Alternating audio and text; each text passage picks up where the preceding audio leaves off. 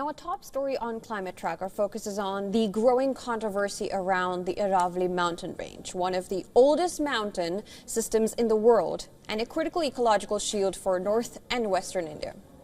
Now, the Aravalli range stretches across Rajasthan, Haryana, Gujarat and Delhi and does play a vital role in stopping desertification, recharging groundwater, reducing air pollution and supporting wildlife.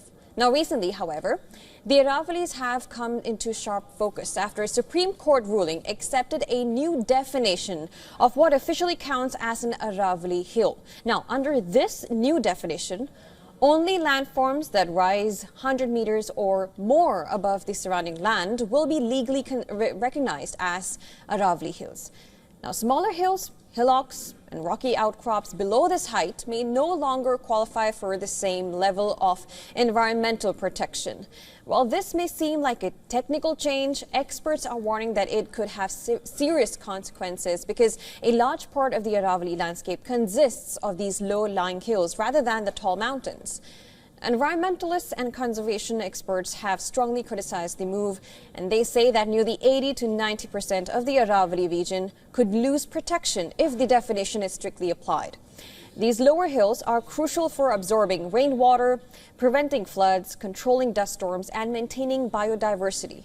Activists fear that once these areas are excluded, they could be opened up to mining and construction as well as real estate development, especially in ecological sensitive zones near Delhi and NCR, worsening water shortages, air pollution and climate stress. Now, following the ruling, protests and online campaigns such as #SaveAravalli have gained momentum. Tribal communities, villagers and environmental groups say the decision threatens their livelihoods and natural resources. Some experts have been calling the ruling a death warrant for the Aravallis, arguing that nature cannot be protected using rigid height-based definitions. And this as ecosystems function as a whole.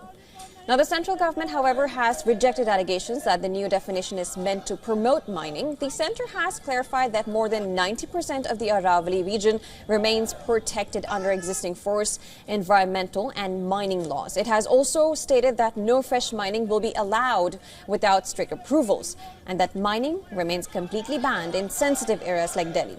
According to the government, the definition was meant to remove confusion between states and bring legal clarity, not weaken environmental safeguards.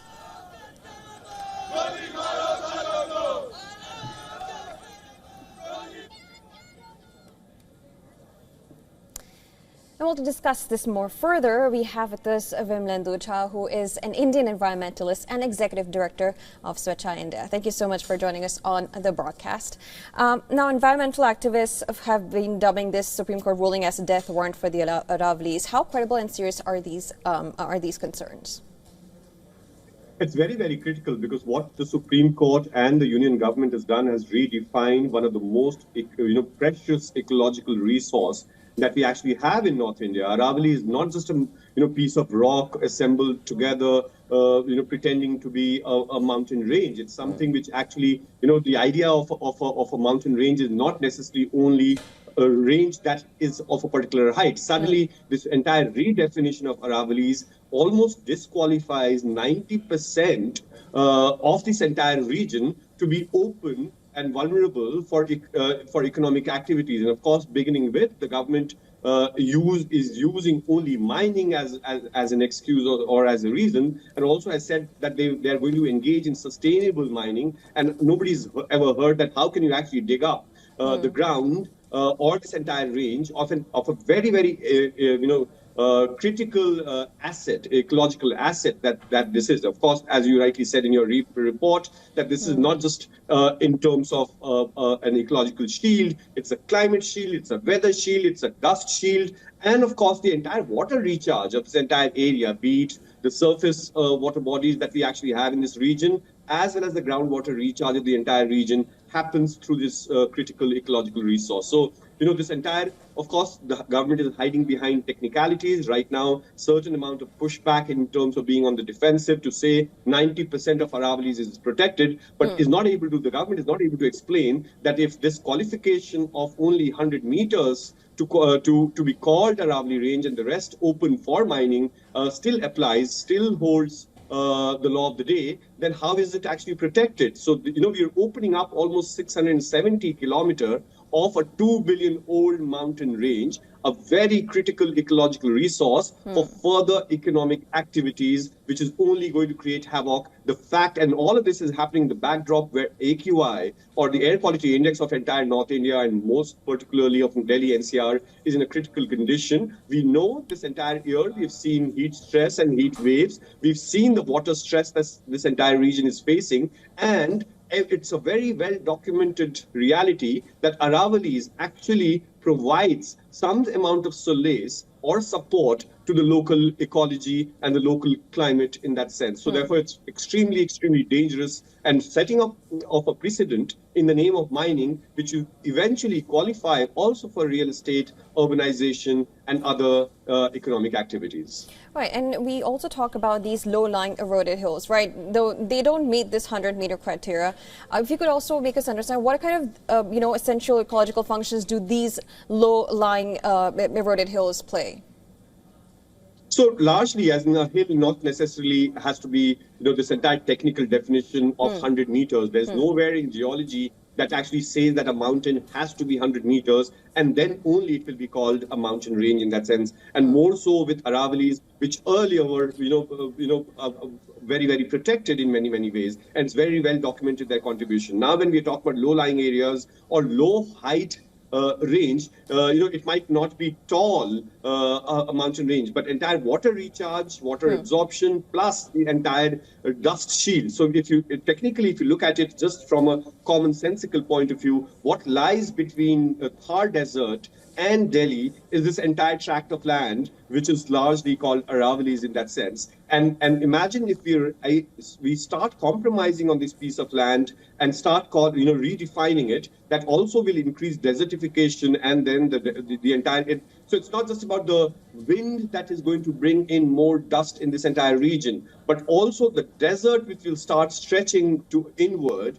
in many, many ways. And of course, the water stress that, Rajasthan is known for water stress, and a lot of this area of Aravallis actually lies in Rajasthan. Of course, there are 4 states of Gujarat, Haryana, Rajasthan, and Delhi. But a lot of brunt is going to be faced by Rajasthan in many, many ways. Districts like Alwar or region like Mewat are going to be most affected in that sense. So, these low-lying areas are not just piece of land. It's not something the government looks at it from the lens of only land and almost a lot of times as wasteland. We have to start looking at this from a climate resource, from an ecological resource, from an air resource, and also a huge water resource for the region.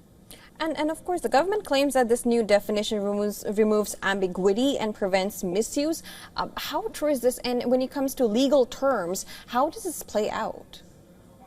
So exactly. So the government is hiding behind technical definitions. As one fine morning, one so-called government minister or a body is redefining one of the oldest mountain ranges. Of course, the government right now is saying it's in the defensive in that sense, saying that 90% of Aravallis is protected, but is not able to justify that by definition of this new definition that they have proposed to the Supreme Court, and Supreme Court has accepted that new definition. Wherefore, if out of 12,000 hills that Aravalli has, if only 1,000 of them are above that 100-meter threshold, then how is 90% of the entire region protected? So it's again, we're not able to understand. The government is actually hiding behind technical definitions. Of course, the pushback in terms of the protest that is happening, but reality of the day remains that from a legal point of view, this new definition almost opens up majority of Aravallis for further exploitation, be it for mining, real estate, or other economic activities. And right, in your view, how does this redefinition affect India's broader sustainable development objectives as a whole? Absolutely. So right now, imagine we are living in climate change era. India almost has a climate disaster / climate event calendar. In the month of June, July, we talk about floods, we are talking about heat stress, we are talking about air pollution almost for October, November, December, in that sense. So almost imagine if 12 months we anyway are facing such acute climate events, climate phenomena, and also issues of pollution. And therefore, one end, we are saying that we are actually on a sustainable development pathway in that sense. But in reality, what we're doing is that we are actually chopping and cutting, compromising. And it's almost as if we are trying to make Aravallis and such ecological resources expendable at the cost of development. And, we are ready to really look at our economic gains in short term and ready to compromise the long-term ecological assets that we actually have. Right, and this is pretty interesting how this is happening when we know that pollution is a major issue when it comes to regions like Delhi, NCR. Of course, we'll be looking at how this whole functions and if we do see any change. But thank you so much for joining us on the broadcast and giving your perspective. Appreciate it. Thank you.